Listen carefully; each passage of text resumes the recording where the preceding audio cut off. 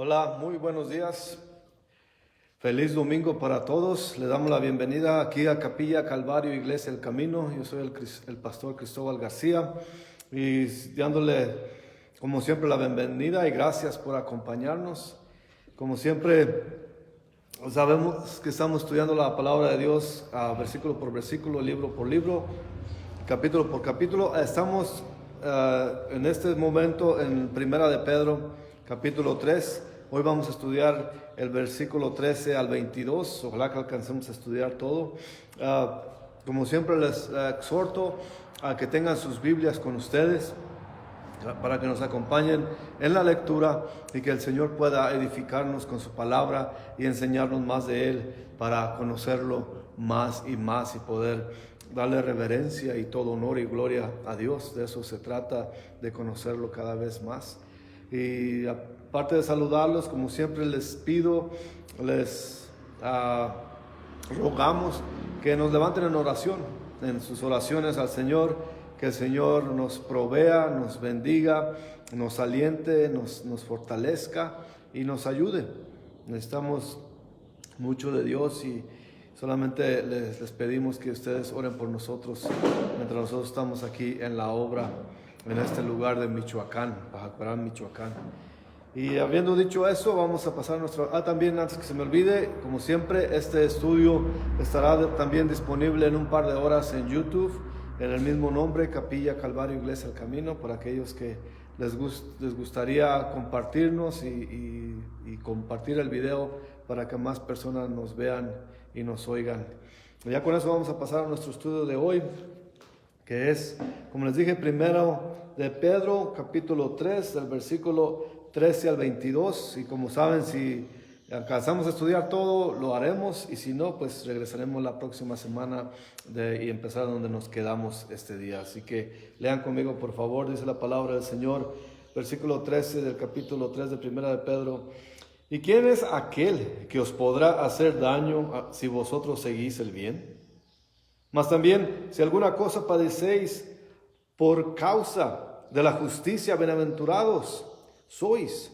Por tanto, no os amedrentéis por temor de ellos, ni os conturbéis, sino santificar a Dios el Señor en vuestros corazones, y estad siempre preparados para presentar defensa con mansedumbre y reverencia ante todo el que os demande razón de la esperanza que hay en vosotros, teniendo buena conciencia, para que en lo que murmuran de vosotros como malhechores sean avergonzados los que calumnian vuestra buena conducta en Cristo, porque mejor es que padezcáis haciendo el bien, si la voluntad de Dios así lo quiere, que haciendo el mal.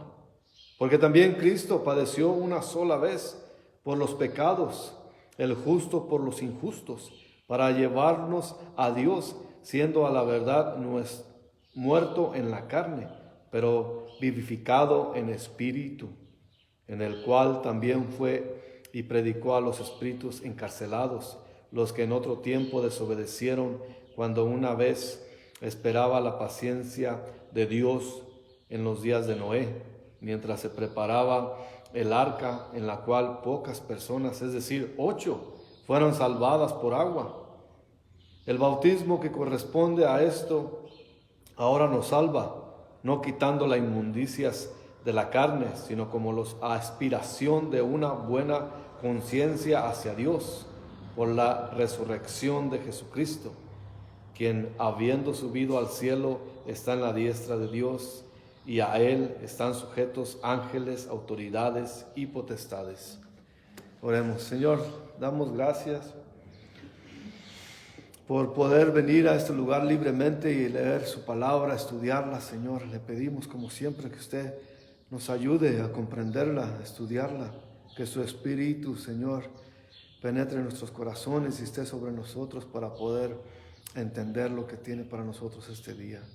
Y que podamos revisarla en contexto, estudiarla en el significado que tiene, Señor, y podamos aprender de ella. Sabemos, Señor, que su palabra nos da la pauta para vivir nuestras vidas. Por eso le pido, Señor, que nos ayude a comprenderla plenamente, lo que usted quiere decirnos por medio de esta palabra, Señor. Bendíganos, ayúdenos, tóquenos, Señor. Ayúdenos a entenderla. Queremos saber más de usted para enamorarnos más de usted, Señor. Porque nuestro amor es muy poco, Señor, insignificante al amor que usted nos ha demostrado a nosotros, Señor. Bendiga pues este tiempo, Señor. Ayúdenos, vivifíquenos en su palabra. Se lo pedimos rogándole en el precioso, poderoso nombre de Jesucristo nuestro Señor. Amén.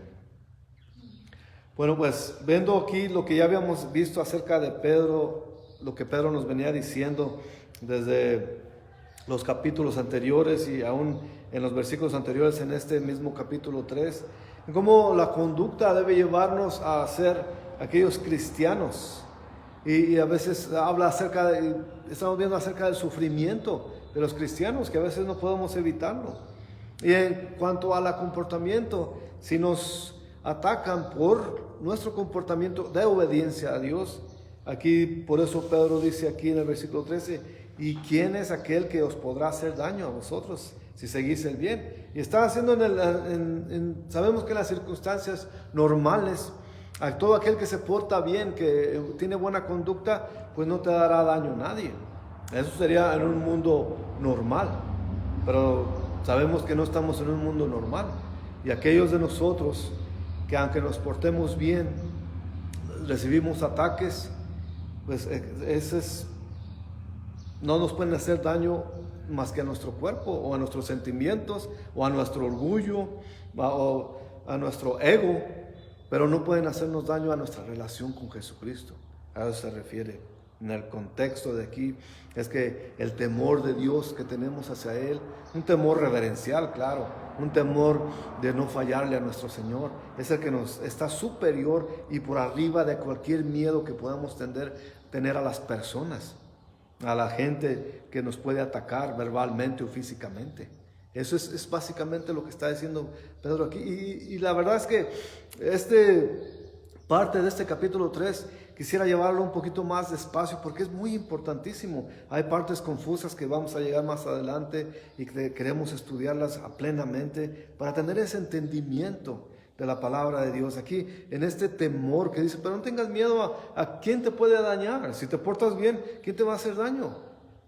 Pero sabemos que hay personas que pueden querer causar daño si una persona se porta bien. Al rato vamos a hablar acerca cuando Pedro menciona los tiempos de Noé, cómo se burlaron de él. También hay gente que se burla de nosotros hoy en día, gente religiosa que se burla de nosotros y nuestra relación con Jesús y mediante la palabra. Y no se fijan ellos las ridiculeces que ellos hacen en su religión, pero se burlan de nosotros en nuestra conducta, en cómo llevar nuestra conducta ante Dios. Y que se refleja ante ellos. Si se burlan, si nos atacan por medio de eso, entonces somos bendecidos, como va a ver aquí. Como dice aquí el versículo 14. Mas también, si alguna cosa padecéis por causa de la justicia, bienaventurados sois. Por tanto, no os amedrentéis por temor de ellos, ni os conturbéis. Es decir, no te amedrentes, no te sobajes. Tú sigues viviendo tu conducta de acuerdo a Dios. Claro que si nos portamos mal, si nos portamos como los mundanos, si hacemos las cosas de los mundanos, pues ¿qué esperamos? Nos puede llegar lo mismo que a los de los mundanos. Pero nuestro comportamiento debe ser de acuerdo a la voluntad de Dios. Y si hacemos eso, si llevamos nuestra conducta de esa manera, no podemos amedrentarnos. Si padecemos por causa de la justicia, dice aquí Pedro en este versículo 14, pues somos bendecidos porque Jesucristo nos bendijo también. Y como sabemos, el mundo no está bien en estos días, que cada vez está peor. Y aquellos que hacen la voluntad de Dios padecen sufrimientos físicamente, precisamente por buscar hacer lo bueno. Por ejemplo, si alguien, los religiosos van y hacen sus cosas religiosas, pero después van y se emborrachan y hacen lo que está mal delante de Dios, para ellos está bien, y se burlan de uno que uno lleva una conducta conforme a la voluntad de Dios. De eso se trata aquí lo que está diciendo Pedro. Pero nosotros, si sufrimos, que el sufrimiento sea por servir a Dios y no por servir a nuestra carne. Espero que, y eso lo venimos diciendo desde el estudio pasado, que el sufrimiento no es que lo merezcamos, porque muchas veces nuestro comportamiento va a llevar a los ataques y al sufrimiento, pero va a ser por nuestra causa. Pero si sufrimos por causa de Dios, eso somos bienaventurados. Porque dijo Jesús en Mateo 5, en el Sermón del Monte, capítulo 5, versículos 10 y 12 de Mateo, dice: bienaventurados los que padecen persecución por causa de la justicia, porque de ellos es el reino de los cielos. Bienaventurados sois cuando por mi causa os vituperen y os persigan, y digan toda clase de mal contra vosotros mintiendo. Gozaos, alegraos, porque vuestro galardón es grande en los cielos, porque así persiguieron a los profetas que fueron antes de vosotros. Entonces, en el contexto que dice aquí, nosotros no esperamos justificación del mundo. No esperamos caerle bien al mundo. Queremos estar bien con Dios porque tenemos un galardón. Ya solamente estar en la presencia de Dios es regalo suficiente, pero más acá que Dios nos promete un galardón por seguirlo a Él. Así que somos bendecidos cuando nos amenazan, cuando nos atacan, cuando se burlan de nosotros.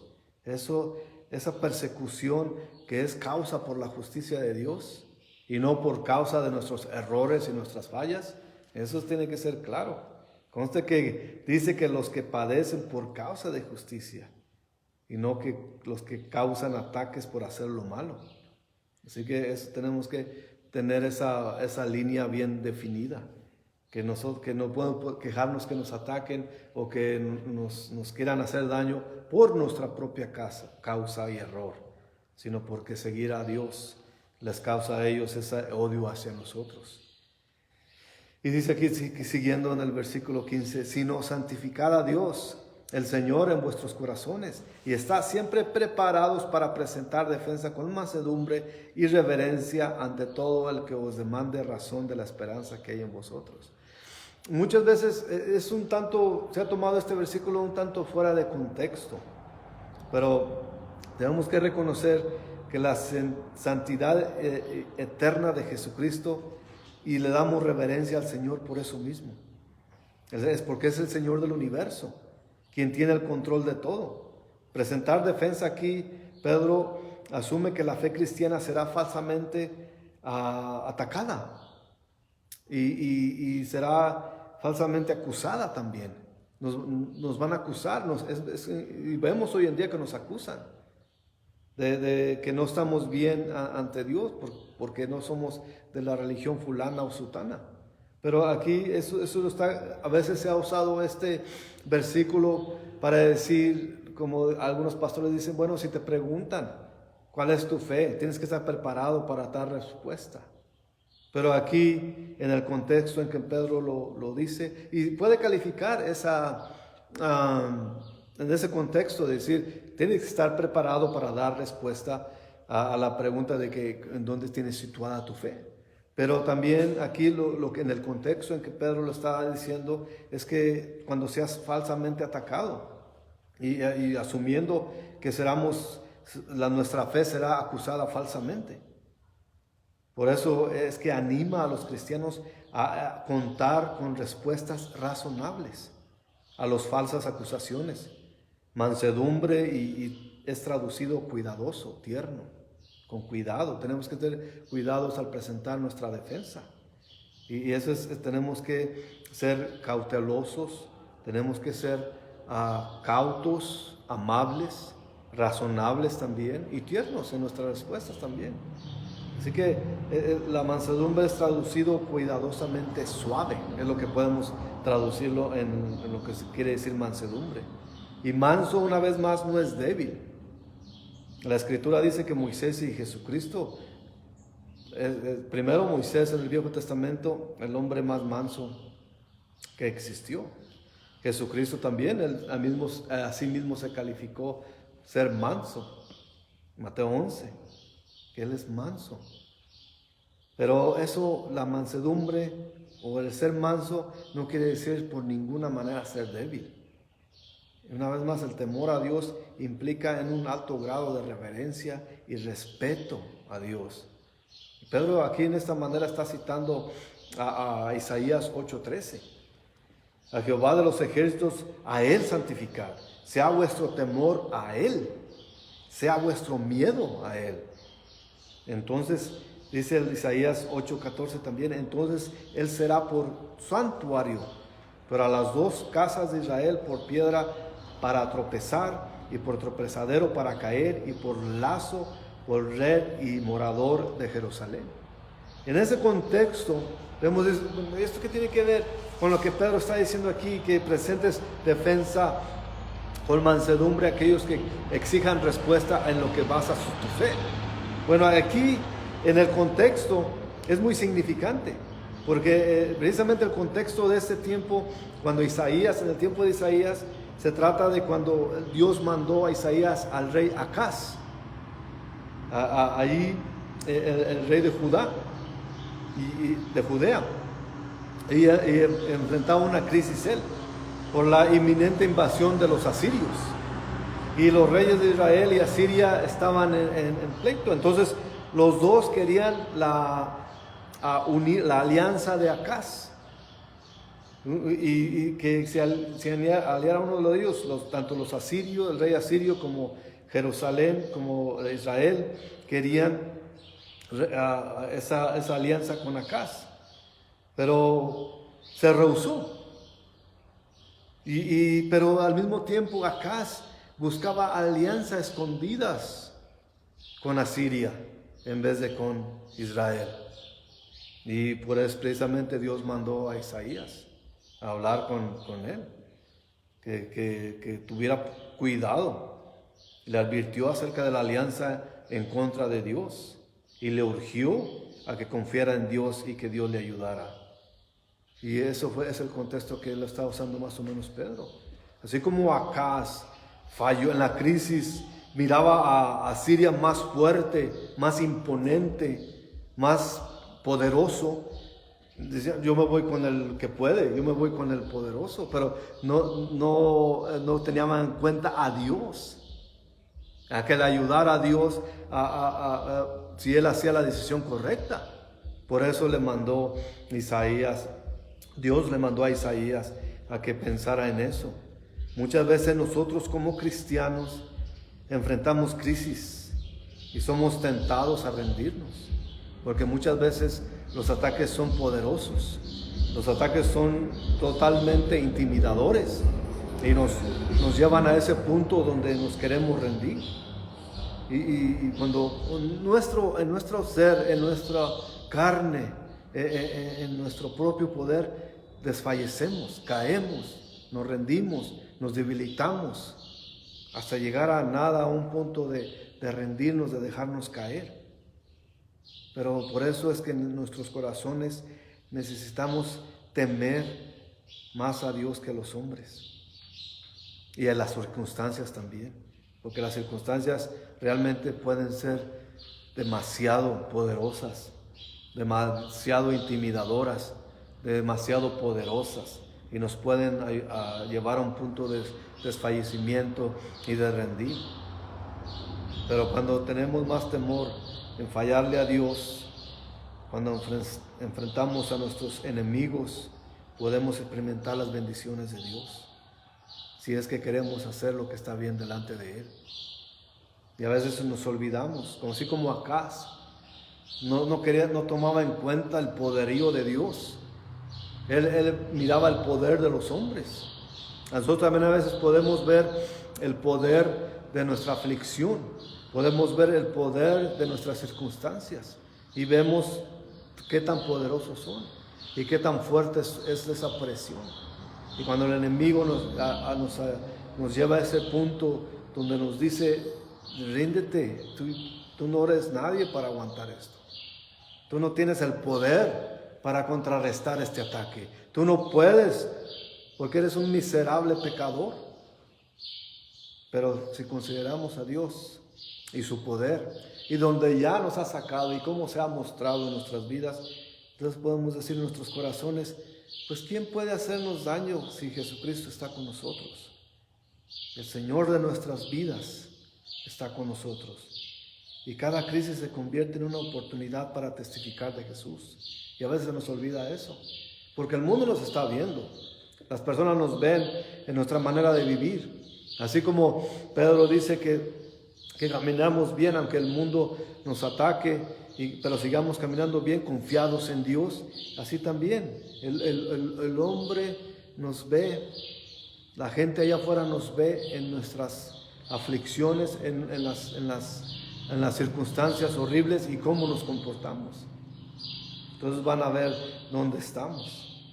Por eso es que hay que testificar de Jesús y estar listos siempre para dar una respuesta a aquellos que preguntan dónde tenemos nuestra fe, en qué basamos nuestra fe. La palabra en español, apología, viene de palabra griega que se traduce respuesta. Y no quiere decir perdón. Como apología suena como a pedir perdón, pero en realidad no quiere decir. Apología es la rama de la teología que tiene que ver con la defensa de nuestra fe. Todo cristiano debe ser capaz de dar una defensa razonable de su esperanza en Cristo. Por eso es que nosotros enfatizamos y pedimos y realmente nosotros tenemos que entender la palabra de Dios y leerla en contexto, entenderla en contexto. Por eso es que nosotros somos tan férreos y sabemos que estudiando la palabra versículo por versículo siempre viene a ser más aburrido que los pastores que enseñan tópicos, que enseñan y que cuentan chistes y que les hacen reír y que los hacen sentir bien y que se salen de sus servicios todos alegres, contentos, pero salen ignorantes acerca de la palabra de Dios. Y eso no busques un pastor que te haga sentir bien. Busca un pastor que te enseñe la palabra como es y que te diga el camino que debes tomar. Los pastores no son perfectos, nadie es perfecto en este mundo. Pero cuando se lee la palabra de Dios puede aprender, y la palabra de Dios nadie la para. Va fuerte y poderosa. De quien la dé, la predique quien la predique, la palabra de Dios, siempre la sola escritura, como decían los reformadores de los años 1500, cuando la iglesia sufrió una reforma eminente. Eso es importantísimo, aunque sea aburrido. Es mejor aprender la palabra de Dios para vivir nuestras vidas a que seas animado, a que te cuenten chistes desde el púlpito, a que salgas todo contento y cumbayá y cante y todo bien a gusto y no te digan de tu pecado, no te digan de lo que debes aprender de Dios. Eso no sirve de nada. Tenemos que aprender la palabra de Dios para proveer una defensa de lo que es nuestra fe. Y es cuando nos somos atacados o cuando nos pregunte a alguien en qué basamos nuestra fe, tener esa respuesta. Hay muchas personas que malinterpretan la palabra de Dios. Hay muchos que tienen videos en el internet y es una risa de la manera en que explican la palabra de Dios. Y los religiosos esos que buscan una pequeña parte de la Biblia, la sacan totalmente de contexto para explicar lo que hacen religiosamente. Pero eso no es, por eso tenemos que entender el contexto entero de la Biblia y lo que dice. Por ejemplo, aquí se trata de discutir bien, mansos, nobles, humildes, lo que se refiere a la fe cristiana. No se trata de discutir, pero más bien en tiempos de crisis y desesperanza nos lleva a ver quiénes somos en verdad nosotros y crea ese verdadero testimonio de nosotros, en quién confiamos, a quién alabamos, a quién glorificamos. No glorificamos a nadie más que a Jesucristo nuestro Señor, nuestro Salvador, el que comenzó y el que va a terminar nuestra fe. Es importantísimo eso para dar testimonio. Así que nosotros demostramos nuestra fe, nuestra esperanza cuando parece que no la hay. Los que no creen se fijan y notan el comportamiento de cada uno de nosotros.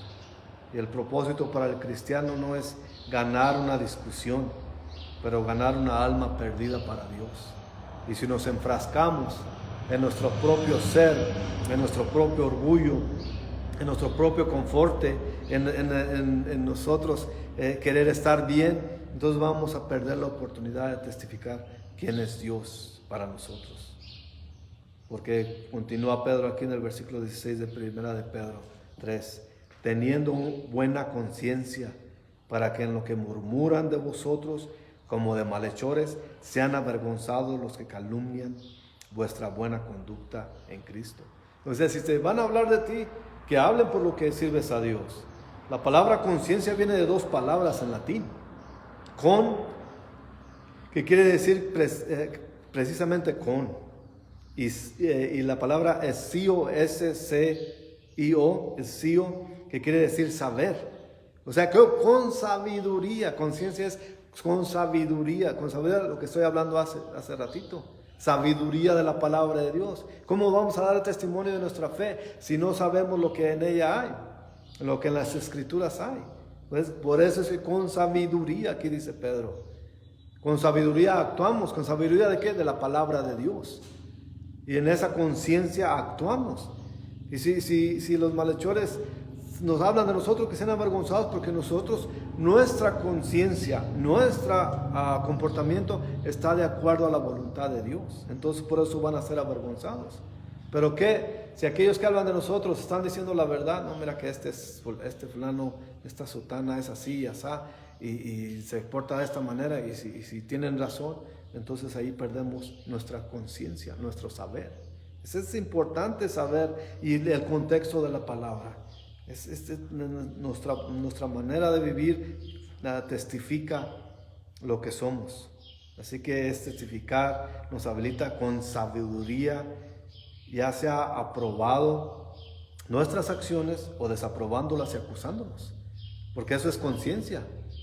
Sabiduría, porque todo el mundo sabe. Los niños más chiquitos saben cuando están haciendo una travesura, porque su conciencia lo sabe.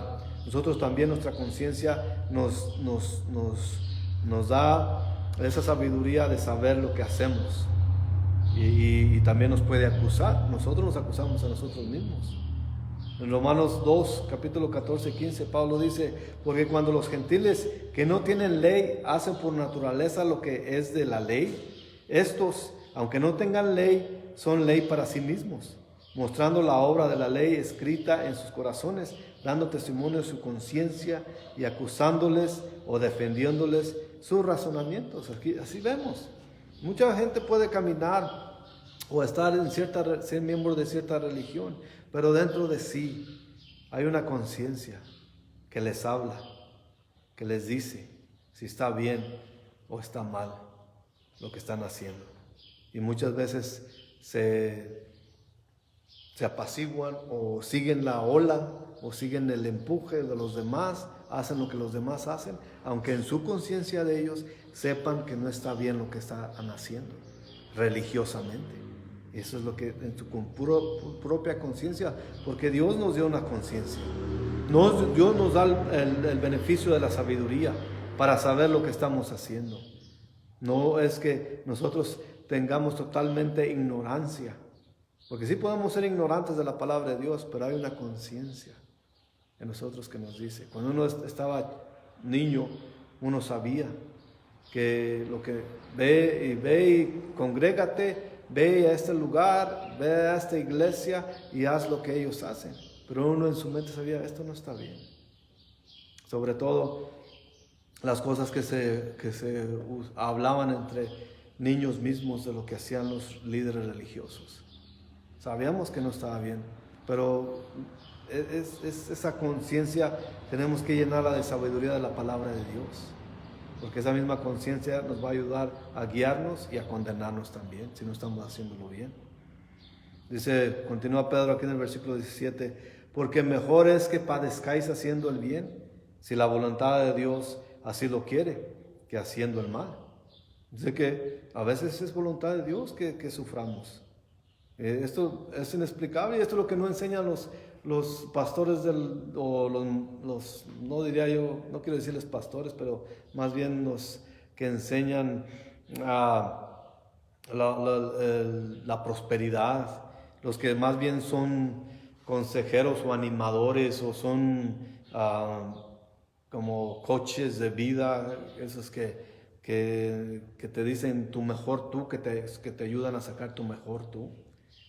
Pero esto es lo que enseña la palabra de Dios, que a veces se sufre y esa es la voluntad de Dios. ¿Por qué? Porque a veces necesitamos ser humillados. Porque a veces nos exaltamos a nosotros mismos pensando que estamos más allá del pecado. Que somos más santos o somos mejores espiritualmente que los demás. Y a veces Dios dice, momentito, así como ellos caen, tú también puedes caer. Así que ten cuidado. Así que muchas veces necesitamos el sufrimiento porque es la voluntad de Dios.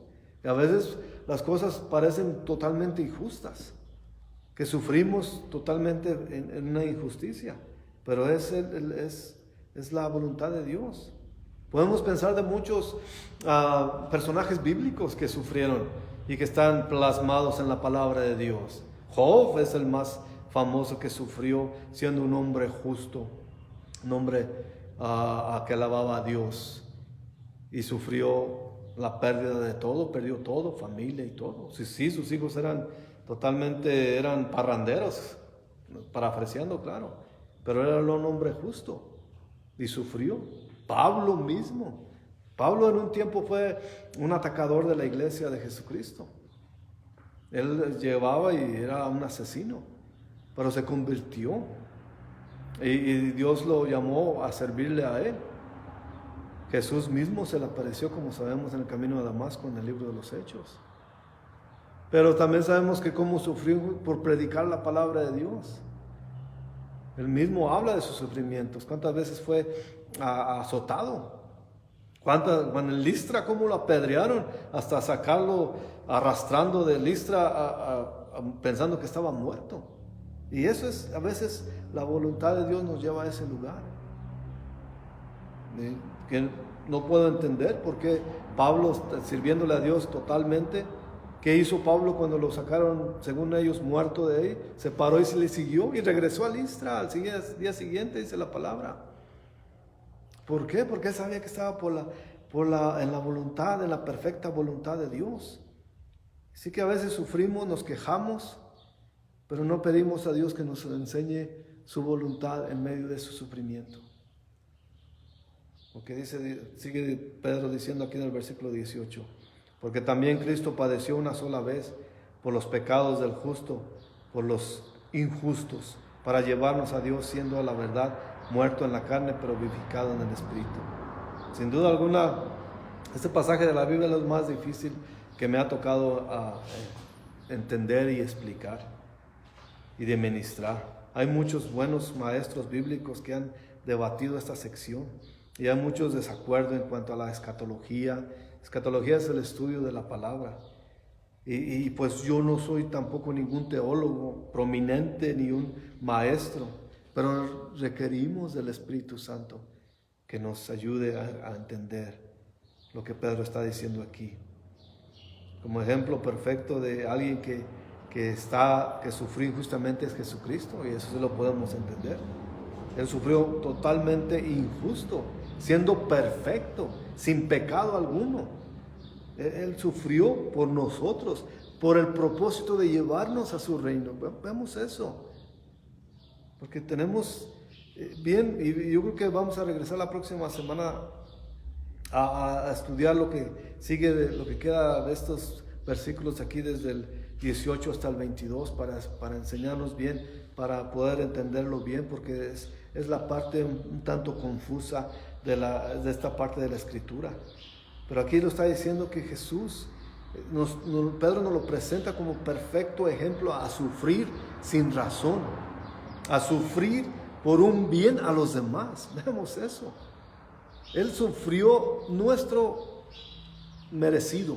Él sufrió por nuestro pecado. Él es el perfecto ejemplo, que su sufrimiento fue con el propósito de llevarnos a Dios, como dice aquí este versículo 18. siendo la verdad, dice, en la carne muerto, pero vivificado en el espíritu. Somos nosotros injustos, pecadores, somos totalmente aberrantes ante la presencia de Dios. Por eso Jesucristo tuvo que ir a la cruz a morir por nosotros los pecadores. Un sufrimiento que era para nosotros.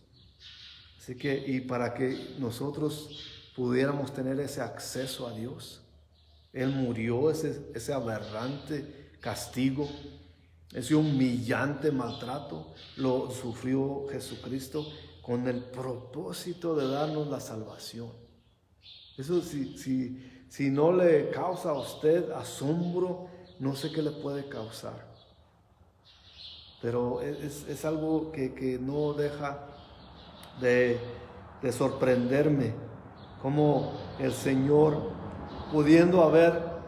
teniendo el poder para hacer una nueva raza humana, de poder abolir de todo el mundo, de desaparecerlo y de poner otra raza en la tierra, prefirió mandar a su Hijo perfecto al mundo para que sufriera por nosotros. Porque Él, siendo nuestra figura que nos lidera a nosotros, murió, siendo el líder, siendo perfecto, Él murió. Él no mandó a nadie a morir por los demás, Él se puso como sacrificio vivo para que nosotros tuviéramos la vida eterna. Y no solamente eso, sino que Él se declaró culpable de nuestros pecados estando en la cruz. Cuando dijo, Padre, ¿por qué me has abandonado? La famosa frase, lama, lama, sabactame. Eso es que Dios volteó su rostro de Él para que nosotros fuéramos salvos. Él no tenía ninguna necesidad de estar ahí, pero Él lo hizo porque no había otra manera de la salvación. Por eso es asombroso que Dios se puso como sujeto de castigo para que nosotros viviéramos. Por esa razón tenemos que dar gracias a Él. La próxima semana regresaremos a estudiar estos versículos 18 hasta el 22, porque sí están un tanto difíciles de entender, así que vamos a orar. Señor, te damos gracias por este tiempo, por su palabra, Señor, por su demostración de afecto, de cariño, de amor, de sacrificio vivo, a alguien que no se lo merece, Señor. Pero usted decidió, fuera de todo tiempo y espacio, dar su vida por los impios, por los pecadores, Señor.